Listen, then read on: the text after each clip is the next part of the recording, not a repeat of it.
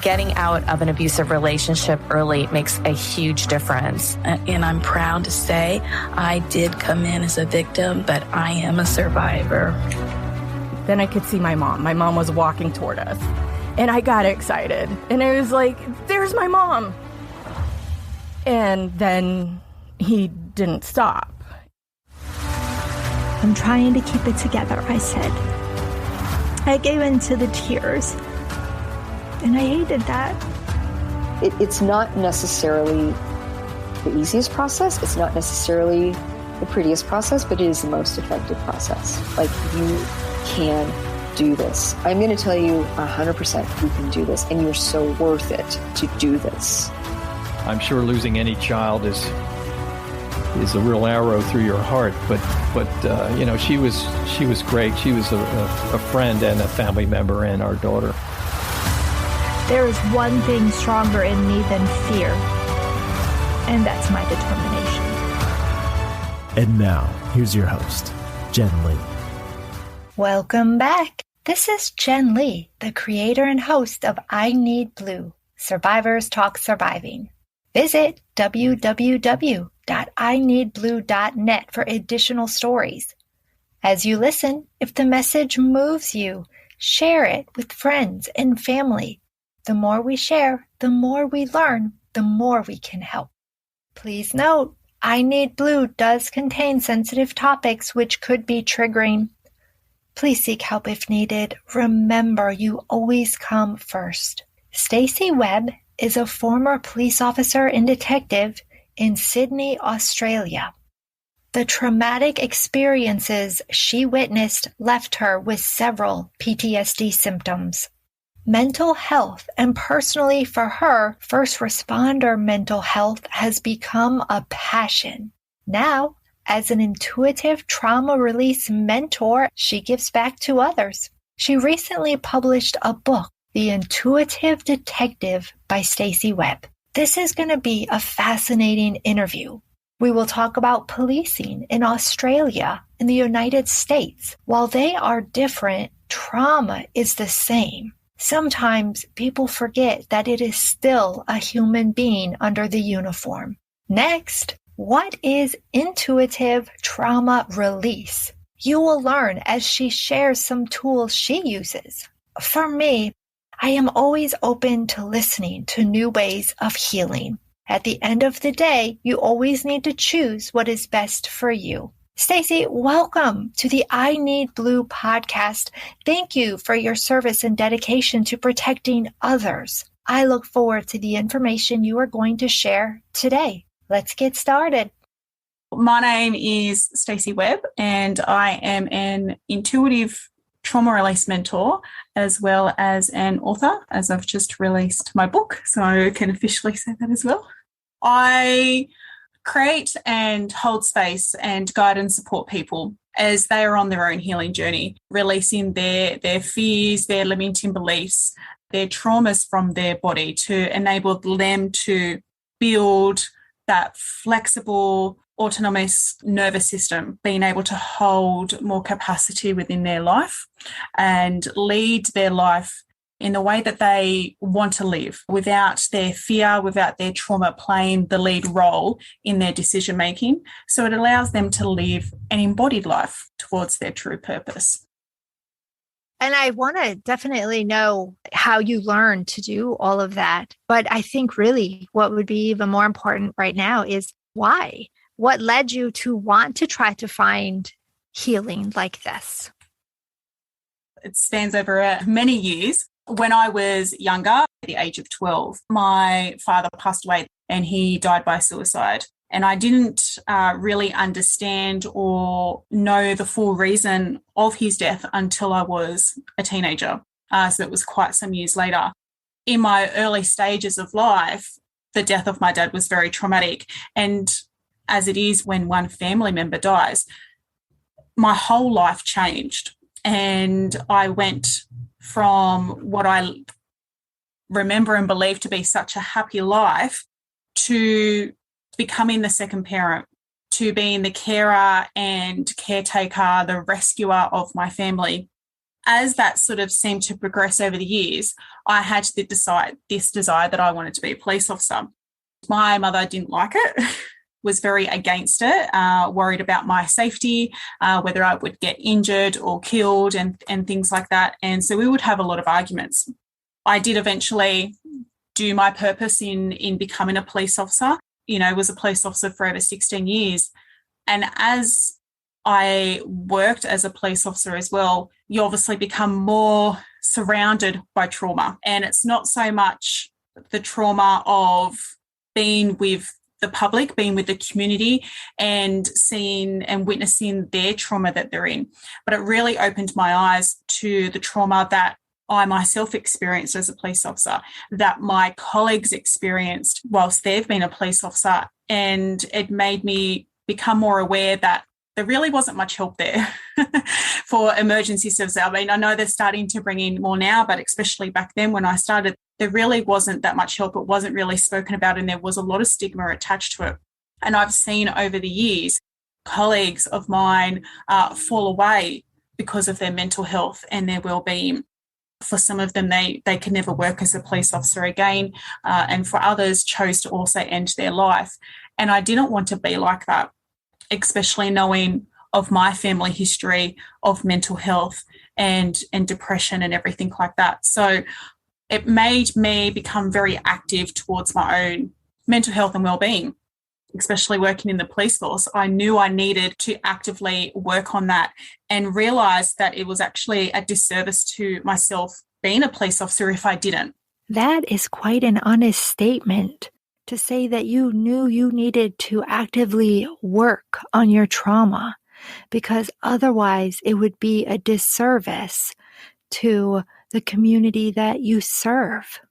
Because you can't pour from an empty cup when you're in emergency services and you are in a stressful environment for a significant amount of time. When I went into my own healing journey, started going into nervous system regulation, learning more about the nervous system, learning how it can assist me whilst working on the job as a police officer, going from job to job or in between job to job, or in the morning at the beginning of the shift and at the end of my shift. But then it also branched out to what I can do when I'm also not working as a police officer. And it really wasn't so much as this is what I need to do as a police officer, but this is what I need to do as a person, as a human being. As that continued, I would also assist my colleagues.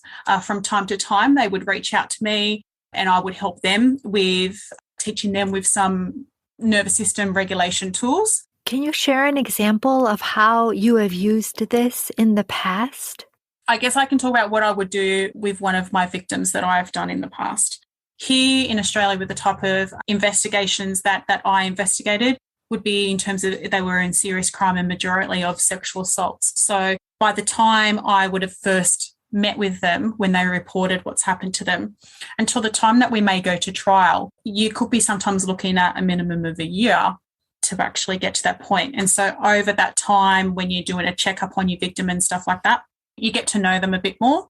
And that's really needed as a police officer. When you're a police officer, you know your brief, you need to know your victim, because again, your victim's going to go through different trauma states. They're going to be overwhelmed, they're going to be freaked out, or they're going to be angry because things are taking so slow. And knowing where they're at is really important to knowing what they're going to be like at trial and whether they need that extra assistance.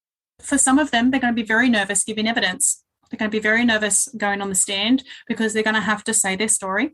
All these thoughts are going to be coming in, are the jury going to believe me? Am I going to say everything right? The main point is, them wanting to be believed. For me, we go into a different room because our victims for sexual assault don't go into the actual courtroom to give evidence. They are in a different room altogether. And I usually would just sit with them and just get them to start to breathe in first, because again, they're building up being so worried that for some of them, they're actually kind of holding their breath at times or forcing their breath because they're so anxious. And so it's just letting them to take time out to just breathe, and I invite them if they want to close their eyes or not, and it's up to them whether they do that. And there's no right or wrong in that. But sometimes it's just breathing, and you'll breathe with them. Okay, and just breathing in through the nose and out through the mouth. And just keep doing that. And just allowing yourself to know that in this room that we're in, that you are safer in this room. Okay, and just keep breathing. And then I do EFT tapping, emotional freedoms techniques tapping. So I might just go, okay, and while you're breathing now, just get the side of your hand and just start tapping on the side of your hand and just breathing. And for people who may not know, like right now, I'm just tapping on the side of my hand. I've got one of my palms up and I've got my fingertips on the other hand, and I'm just tapping on the bottom half of my hand on that fleshy part there. And you're going, just tap in there and just breathe. Okay. And so right now, how are you feeling in your body? And then I go, I'm feeling nervous. I'm feeling scared. Okay. So whereabouts are you feeling that? Okay, I'm feeling that in my stomach. I'm worried they're not going to believe me. Okay. So let's just take that time out to just breathe that out and just keep tapping it. I don't go too much into a session with them. It's just more of a helping them to come back to their body right now, because their body's starting to go back to the sexual assault when it happened. We go, okay. And so when you go and give evidence, where are you going to look? Where are you going to look that will feel comfortable for you? And I just remind them that they don't have to look at certain people. And while I'm telling them this, they're still tapping and they're still breathing. I go, know that there's no right or wrong of where you look. There's no right or wrong if you need a break. There's no right or wrong if you need a sip of water. There's no right or wrong if you cry. There's no right or wrong if you ask them to repeat the question again. And so it's not so much about will the jury and the judge believe me. Let's bring it to why you're here today. You're here today because you want to say your story. So let's just allow you to say your story. We can't control what other people are going to be thinking or believing, but you can control you and why you're doing this. And so if your why is to say your story, then let's just let our body to come to that place so you can say your story. I needed you. Every time I had to go to court, I'm sitting here listening to you, and I was like, that is so what I needed. I felt alone, number one, but you don't know how to deal with that anxiety. And like you said, even the things like, who are you going to look at? It's okay that you want water. It's okay that you cry. Telling somebody that that's okay is huge. For me, I realized that I can do more and that my service was more. And so that's why I sort of branched out into here becoming an intuitive trauma release mentor, because it is to help people realize that they have that power within themselves to assist themselves, allowing that creation and holding of space for people, to allowing them to be witnessed and to be held in whatever it is that they're feeling, for their emotions that they're feeling, and allowing that to be released from their body. The trauma is in our body, and when we don't regulate and release that from our body, it gets stored over time, as a cup, that cup eventually gets full, and there's only so much that a cup can hold. But if we can regulate it, if we can release what doesn't need to serve us, we can constantly empty that cup, a little bit each time, so we can not only continue doing the work we can do, but eventually that cup, because our capacity to hold things becomes greater, that cup can also become larger as well. So that's my why. I did that because I just felt like that was the path I needed to go on. So I think that's great. And your passion is just overflowing like a cup, your passion for all of this and taking care of people. I love it. I believe you referenced in the beginning that once your father died, you had to take on a caregiving role. So what did that look like? For me, so I was the oldest of 4 children, and my youngest sibling was 2 years old at the time. There's 10 years difference between myself and my younger sibling. For me, that entailed, help them getting ready for school in the morning, making their lunches. I used to also assist cooking dinner, helping them with homework. It was strange enough that after school, I'd sit there and go, okay, we need to do our homework. Everyone go and get it. And they would never question me, and they would just do it because I was so used to playing that role.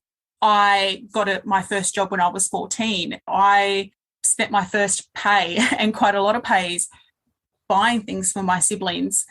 money was tough. Money was hard for my mum, and I appreciate and respect everything that, she went through at that time to help us. But also going from 2 incomes to 1 and having no other support, money was tight. And so that extra snacks that you would have, especially for school or after school, we never really had that. So I remember, starting to learn to make things from scratch so we would have that. Now, I'm not the greatest cook, so they weren't definitely all delicious, but I certainly tried my best, and I appreciate my siblings still eating it. Anything that I could do to make my mum's life easier around the house, I would do that. That's great. Now, I completely understand your mom when she said, no, I don't want you to become a police officer, because I am a military mom. And it doesn't matter what field of protecting others that you're in. As a mom, our thought instantly goes to, oh my gosh, they're going to get hurt, or I'm never going to see them again. So I understand when your mom said no to being the police officer, because if I could have told my kids no, I probably would have. But at the end of the day, I see all of the passion that they have, and we really just want our kids to be happy. You are in Australia. Obviously, I'm in the United States, and you and I had a little bit of conversation before this about the difference in policing. I was wondering if you could share what it is like for you there. What is the perception of your law enforcement, and what weren't you prepared for? Going into the police academy and the police force, I was still very young. I think I was about 20, turning 21 when I eventually got into the police force. I wanted to join as soon as I finished high school, and I was too young. So here in my state of New South Wales at that time, for you to graduate in the police academy, you had to be 19 years old for your firearm. And I wasn't 19. I studied at uni before I went to the police academy. I felt that I was prepared for some things. When it came to deaf, deceased persons and that type of viewing, I felt that I would be reasonably okay around that area. And that was because I worked for the coroner here in New South Wales before I joined the police force. So seeing those type of scenes, I felt I was okay with. But what I guess wasn't really prepared for was, for me, the mental side of things, that witnessing people in their own trauma and then not really having a way to debrief it all at that time wasn't really what I was prepared for. You're going from job to job, sometimes you don't have time to debrief. And I guess sometimes the perception of what is needed to debrief changes from person to person as well. For me, I remember going to a drowning when I was a very new police officer, what they call probationary police officer here in New South Wales. The drowning incident itself wasn't what got to me. It was the family and them in grief that got to me. I was a bit affected, a bit triggered by all of that, but it wasn't considered a very nasty death or anything like that, that for some people and some of those police officers didn't classify as needing a debrief. But I actually did need a debrief on that. You become a bit worried, and I did back then, as to speaking up about mental health. I was worried to say that a job had affected me because I didn't want to be restricted, which meant not having my firearm and being stuck in station. That also meant delaying my studies to be a full police officer, being a full constable. I didn't want to speak up about that just in case it was going to affect my career. For me, and what I'm so passionate about, is now wanting to try and get those people to speak up, to seek help, to do something that is more of in a healthier way for themselves, because not speaking out about that is what's going to start having that trauma stuck in your body. And then that's going to continue to grow and grow and grow, depending on which other jobs you go to. And as a police officer, you are going to go to a multitude of different jobs. Sometimes you don't know what becomes activating and triggering for you until you actually get to that job and you're in that moment. And then you might have questions as to why. Why is this triggering me? Why am I activated by this? And that was certainly one of my questions back at that very job of that drowning, where I was questioning, why am I affected by this? I've seen a number of deceased people, including drownings, from my time in the coroner's offices. Why is this time different? And it would have been really nice to have a sounding board to speak off. And so I wasn't prepared that might not happen, but it also didn't happen because I didn't choose it and I didn't actively speak out about it as well. Because I'm sure if I spoke out about it, my colleagues would have supported me. There's something you said quite a bit there that I really like. It was the word why. You said, I didn't know why I was reacting this way. I had seen it several times in the coroner's office. Like, why? I think a lot of people don't stop and ask themselves why. They just kind of live with it like, okay, whatever. That's just how I am. That's just how that is. Let's move on. Let's forget about it. I got worse problems, whatever. Yeah. Do you find that true? I guess some people don't ask why because they're afraid of what the answer could be. And so sometimes it's easier to push it aside, ignore it, forget about it in hopes that it can kind of just go away itself and just ignore it. But again, avoiding it doesn't mean that it's going to go away. It just might come back in a different way. And maybe the way that you react, that you start reacting when it comes to even home life, the snapping and the impatient at times and the anxiousness and anxiety that starts to build up. And sometimes we don't realize that may have actually started from just something small and it's just been built up over time when all of these other additions keep coming in. And so the why, it can make people scared. Why? Because we might have to actually start to delve deeper. Why? Because we might actually uncover something that they may have in the past actually pushed away and avoided and again hoped that it would just sort out themselves. Why could be actually then the fact that they might be vulnerable. And that's a big scary thing for people as well, to actually maybe reach out to people and say, I need help, because as a law enforcement officer, as a police officer, you are the people that they come to. You are the person that everyone looks up to. You are the person that when something happens, they call you. You are the person where they feel like you have all the answers. Without even realizing it, they've kind of put you on a pedestal at times. And we know it as a police officer, when you get introduced to people, here's Stacey and she's a police officer, you get that title without even having to ask for it. And so with that, we also then start putting ourselves in that different category. Instead of just being human beings, having human experiences, we start to feel that we shouldn't have those human experiences. And so asking that why means that we have to actually acknowledge ourselves as being human and needing help. And so that can be scary.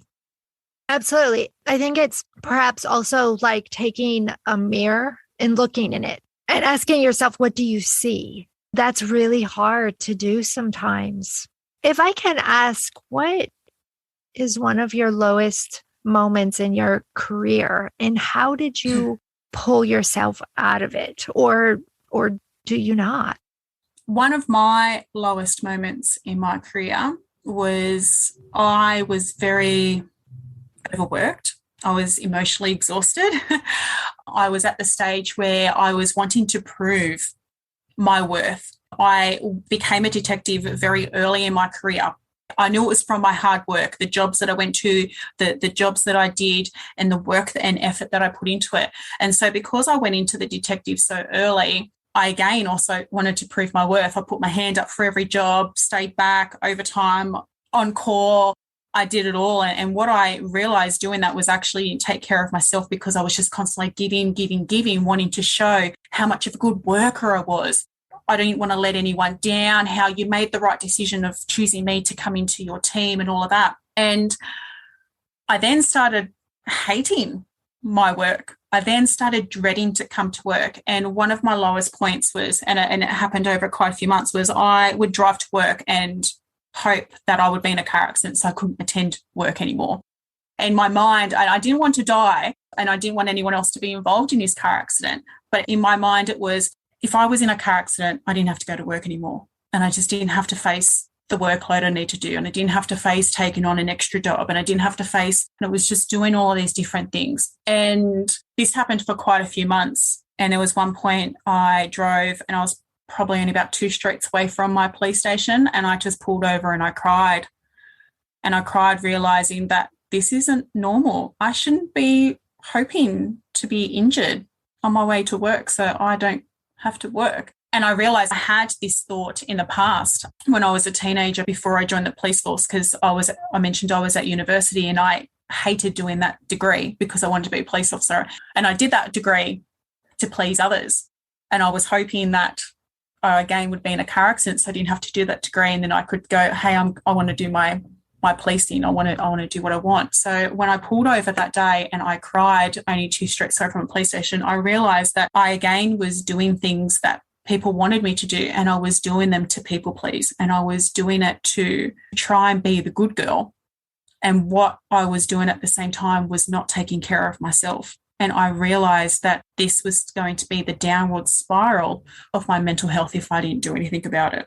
And I'm one of those people that even don't like taking sick days. So for me, like recognizing that and being aware of that, I rang up in tears to my detective sergeant and said, I can't come into work today. And I drove home, like I was only a minute away from my station. When I went home, I realized that I needed to do something about it, but I was scared and didn't know what to do. But that was my starting point, knowing that I knew I had to do something, knowing that I was burnt out, emotionally burnt out, physically burnt out, mentally burnt out. And I knew that this wasn't the way to live. It was scary to go, I can't do it all. And it was really hard to go, again, I'm a human being. I can't do it. I need a break. So what did you do next? Next, I then reached out to my then husband. We weren't married at that time, and said pretty much that I needed to get some help. We have what's called here EAP, like Employee Assistance Program, where you can ring up and you can seek the assistance of counsellors, psychologists and stuff, and we get a certain amount of sessions free. And I reached out to them and spoke to someone and did that. But it was also starting on my own path of, well, what can I do for myself to start helping myself? And so it was actually then of putting down healthy boundaries that I needed to put down, because I didn't do healthy boundaries. I was just always yes, yes, yes, and giving, and realizing I couldn't do that anymore. Starting to take more care of myself, and not only, I guess, physically with exercise and nutrition, but actually taking care of my nervous system. And it was the starting process of learning all about that and what I can do about that. And that was obviously a slow process. It didn't happen instantly, but it was a beautiful journey to allow me to have that awareness to go, something's not right. We've got to change some things. Otherwise, you ain't going to be a police officer anymore. It's not healthy. My nervous system is really not something that I think about too much. I probably should, like most people. Tell me, what is the most fascinating thing about a nervous system? The most fascinating thing about the nervous system is that people underrate it and don't appreciate it enough. It does so much for us. Our nervous system is the system that creates and starts everything for us. Our body, our nervous system is the part that acknowledges whether we perceive a threat. That's where we go from what we call the ventral vagal state, the state of feeling calm and safety. That's what goes into us going into fight or flight. That's what ends up going us to freeze or fawn. And as a police officer, we need that. We need to be able to go into our fight stage for when we are going into a job that is high risk and we are wanting to either to help save someone, to help protect someone. We need that as a police officer to be able to do that. And that's what's so amazing, is that's what helps our cortisol levels rise and helps the heart rate beat faster and getting that blood pumping, so we have that strength and ability to do those things that we do when we're a police officer. So this technique has definitely helped you in your professional life as a police officer, a first responder, but it has also helped you on a personal level. What's so amazing is that we can actually help calm ourselves and help calm our nervous system when we get into a fight and freeze or fawn state. Obviously, sometimes we get into that state because we're overwhelmed with trauma. And the amazing thing is that we can actually regulate ourselves. We can actually create and hold space for our nervous system, as well as regulating, that will help us come back into this beautiful state of safety, of groundedness, of curiosity. And that's where we retain our information. That's where we are accepting and understanding to want to learn more and take in more knowledge and expand within our own growth and our own consciousness. And sometimes we don't realize that we can do that, especially if we're stuck in a trauma state, if we're stuck in fight or flight, if we're stuck or freeze or fawn. We feel that that can never happen, and we feel that that may never happen to us. But by regulating our nervous system, we can actually get us back down to safety. And we're not supposed to be in the safety state all the time. As I said, we are meant to go up and down. Our nervous system is so beautiful in that it helps scan for perceived threats. And, you know, you could be driving and you might see a car pull out in front of you, and your nervous system may scan to go, oh, okay, we've got to put on the brakes. And you might feel that little bit of jolt of nervousness in you because your nervous system's gone, oh, okay, that car's been pulled out. We need to make sure that we don't hit that car. That helps us go into that quick fight stage. Okay, put on the brakes and let's make sure that we don't hit that car. But then as we realize that we have slow down and we haven't hit that car and we continue on driving, that's hopefully then we come back down to a safety zone. The body is so much more than just us living, breathing, moving our hands around, walking and talking. It's actually so much that's happening beneath us that we don't even realize. You know, I did some research on this topic to see what I could find, and I couldn't find a whole lot, which intrigued me. Of course, maybe I didn't look in the right spot, but how did you discover it? And your passion, like the listeners, I have to tell you, she smiles and she beams when she talks about this. It is remarkable. It's captivating just to watch her tell me about this. So how did you discover it? When I mentioned in terms of going down to my lowest, and I reached out and spoke to some therapists and got some help, for me, it was a lot of talk therapy. And as much as I did enjoy it with some of the therapists that I went to, I felt like I needed more. I felt like I needed something with something. I just felt like I needed more in the body. Again, for me, I felt like the talk therapy was assisting, but I felt like I could go deeper. And so I started to look into more in terms of the body. That's where I started to learn more into, you know, the somatic work and the embodiment of feeling in your body. Because again, trauma is in our body, and, you know, our mind is connected to our body. And for us, when something is triggering us, it's because our mind has created a story attached to the trigger. Let's see what we can do within the body to help release what is surrounding that, what's deeper than that. And that's what got me more into it. And that's where I got into learning about the nervous system in terms of polyvagal theory. That was by Dr. Stephen Porges. If people want to look up him, he goes into very great depth about polyvagal theory and the nervous system. And he's absolutely amazing.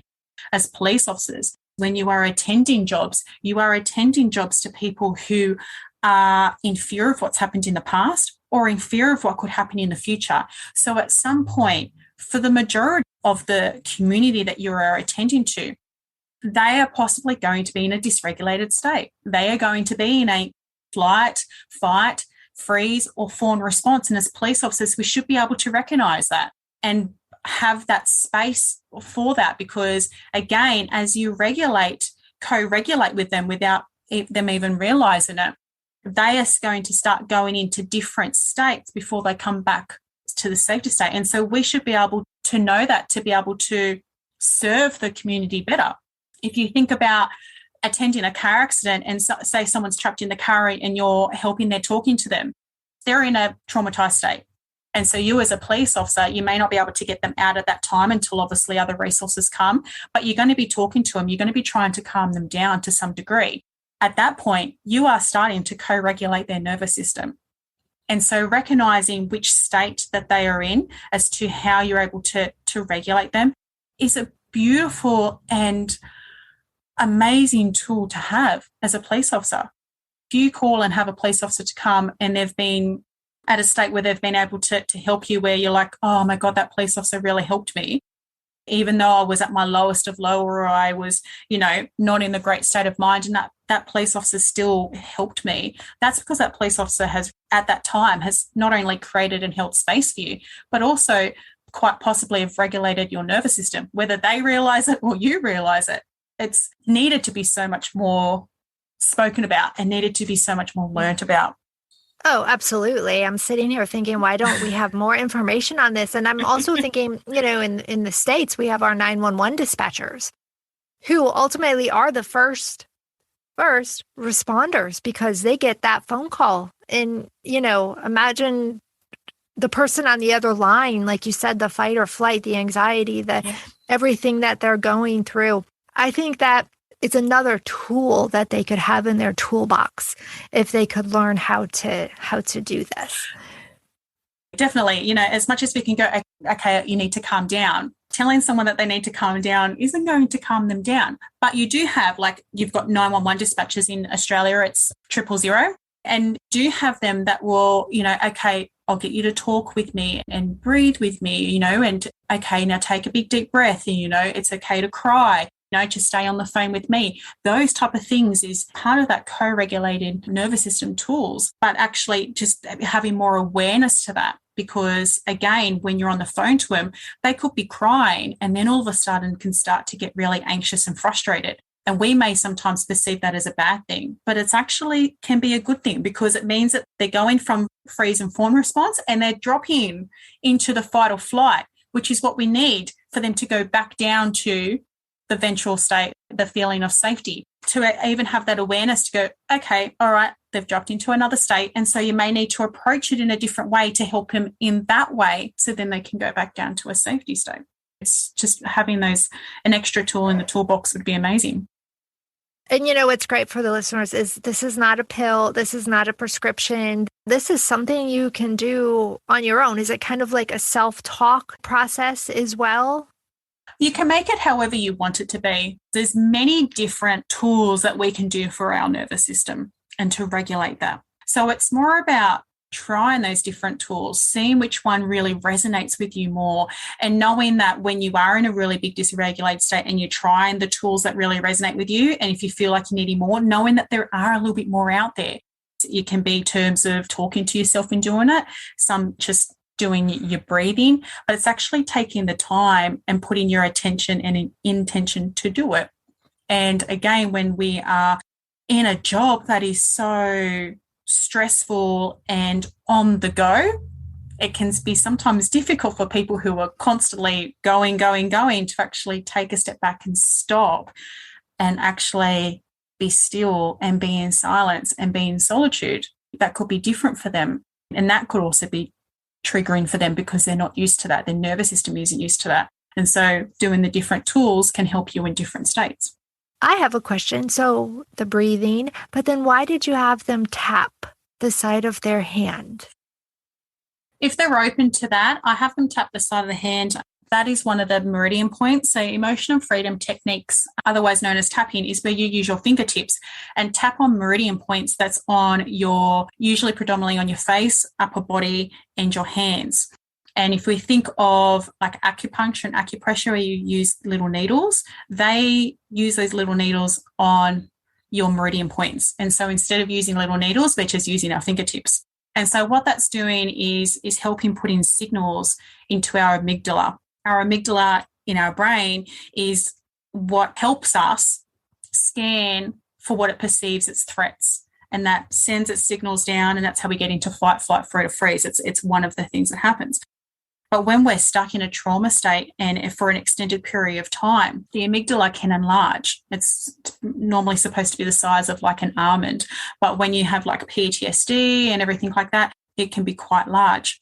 And so what it is just tapping and sending those signals to our amygdala that we are safe, because the amygdala is going back to the initial incident, the traumatic incident that happened. So for that sexual assault victim, the amygdala could be thinking that it's back stuck in to that sexual assault incident. And so we're bringing the awareness to the amygdala to know we're not in that place at the moment now. We are actually sitting in a room in a courthouse and we are safe, and to start to acknowledge that. And that's what the signals are doing as well. So you have written a book. Can you tell us about that? Yes. So I wrote a book. It's called The Intuitive Detective, and it is a healing memoir of sorts of my life. I speak about my early childhood, which in terms does mention my dad's death. It goes into how I became a police officer, my time during the police force, and also current day experiences. And it's not talking about everything, and it's not talking about every police job I went to. What it's talking about is different parts in my life that allowed me to have more awareness for myself and my healing journey, my traumas, and allowed me to go deeper, allowed me to release that fear and trauma for my life, and also allowed me to go on the deeper journey within it and have more awareness as to what's been around me. I mentioned growing up about having to be the second parent. And so there was a lot of responsibility and everything that sort of had happened on me. But as I went through different parts of my life, I actually had more of awareness of my mum and didn't realise that actually my mum was really depressed at that point because my dad was not here anymore and having to have all of this burden and responsibility. You know, for different times of growing up, I was really angry at my mum for having to do certain things that was expected back then for me to do. One of them, obviously, her not wanting to be joining the police force, but have that bit more of the awareness of that I can actually be, for some degree, a little bit more forgiving. And it's not necessarily meaning having to forgive my mum, but actually forgiving of myself for my thoughts and feelings and emotions at that time. And so that's what the book is about. And I do mention different tools that helped me that I've mentioned in terms of breath work, EFT tapping, I mentioned on embodiment, on moving, on journaling, and different things there that actually helped me. And I put that into those real life situations and how I overcame that, how I did that, how that allowed me to help my nervous system, how that allowed my capacity to hold, expand, you know, allowing that cup to become bigger so I can hold more, and not so much in terms of being resilient, but knowing that my nervous system is regulated to be able to hold those different type of things, how I'm aware when I am triggered and activated, and what I did to help me with that. Where can somebody find your book? So you can find my book, The Intuitive Detective. It's on Amazon, Kindle for Americans. I know it's on Barnes & Noble, on Walmart, and any other major online bookstores there. Your local bookstore, if you love supporting local, they can order it in as well. And for, I guess, Australia and the rest of the world as well, you can get online at Dimmicks, at Angus and Robinson Book Depository. And your web address? Yep, so my website is www.stacywebb.com.au. So you can find me there. I'm also on Instagram where my handle is _Stacy Webb. So you can find me there as well. And I will also put all of this information in the show notes where you can find her book and her website and her Instagram or Facebook, all of that. So it'll be easily found for you there as well. Do you have any last thoughts? Did I miss anything? My service as an intuitive trauma release mentor. So I do online one-on-one sessions as well as group sessions. So you can come anywhere in the world. They are also recorded where you can also watch them on the replay. So if time difference is an issue and you're wanting to join, you are still able to join, because the amazing thing about nervous system and energy is that the energy is everywhere. And so even if you're watching something on replay, it's still going to give you the same lasting effects than if you were live at the time as well. I am curious, what is your most popular service? For my one-on-ones, most popular service is my intuitive release mentoring sessions. My group sessions are also popular in terms of, I do a connection circle for nervous system healing, where we do nervous system regulation tools. And they're really popular as well for people in terms of helping with their finances and having it in a group setting. Because again, we're not having people talk about things that they don't want to talk about. It's more about how they're feeling in the body. So they don't have to say anything that is in their fear or trauma that's happening right there at that time. They just, bringing that awareness to their body. That's great. I love that. I love what you do. Thank you. Thank you. I'm going to get your book too. I'm really intrigued. I'm going to have to read this and see what it's all about. But well, thank you so much for being my guest today. I really appreciate you being here, and thank you for your service, both of them, your services in the law enforcement, but also your services and how you're helping people now. I think it's great. Thank you so much for having me. I've absolutely loved being on here, and thank you for even having this service to allow us to even talk on here. So I really appreciate that. Absolutely. Thank you for reaching out. I was honored. So I'm glad we connected. Definitely. Yes. Yeah. Thank you for listening. This is Jen Lee with the I Need Blue podcast. If you would like to find additional stories, you can visit www.ineedblue.net. And remember, you are stronger than you think.